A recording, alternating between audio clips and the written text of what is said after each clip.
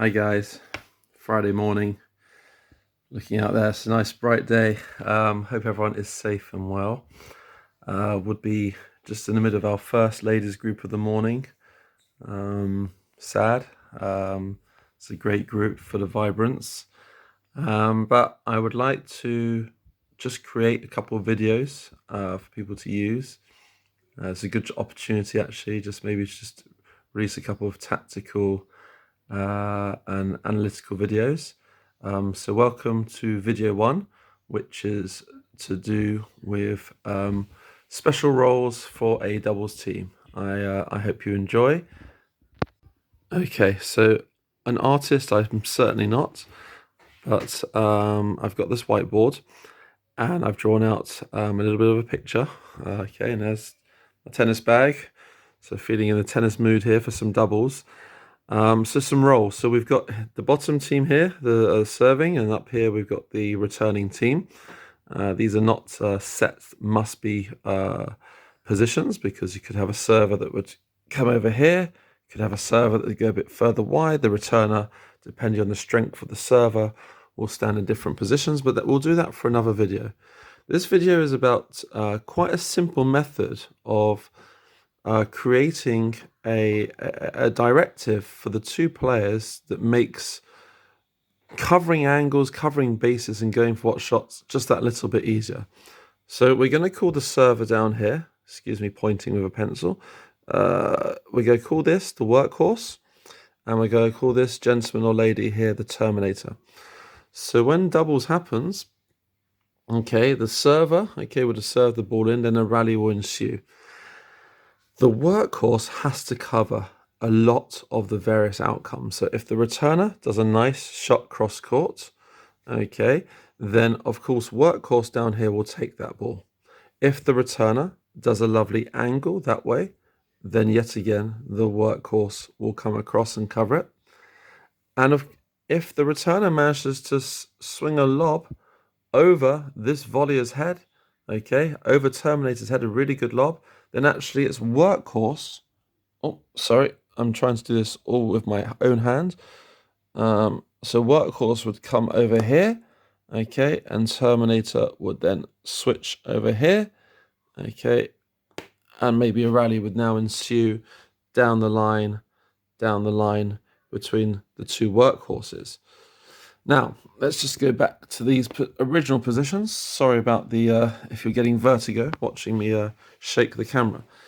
So workhorse is a real schlepper. They are running around trying to cover various angles. So you're saying, well, that doesn't sound very cardio for this person here, this gentleman lady who's a terminator. And that's correct, because terminator has to be really obsessed with trying to create a chance to win a point with a volley or a smash.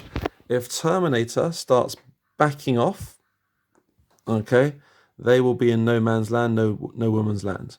If terminator decides to retreat into that position because they've missed a couple of volleys, then workhorse has to slap even further around the court. So terminator tries to hold a position of strength and tries to subscribe to the fact that the chances will come the way, and percentage-wise, even if you're not a good volleyer, sometimes it's just a question of getting racket to ball, because this person here will either turn his or her back on you, or you'll be able to volley the ball into space.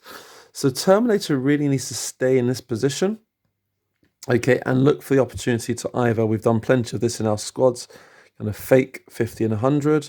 Okay, a fake would be to pretend to go that way, then to cover there and play a volley. 50 would be to come across here a few times and then intercept. And 100 would be to do an audit of this player here. Say, right, he or she goes cross court a lot, and I'm going to go across and volley that ball as a terminator.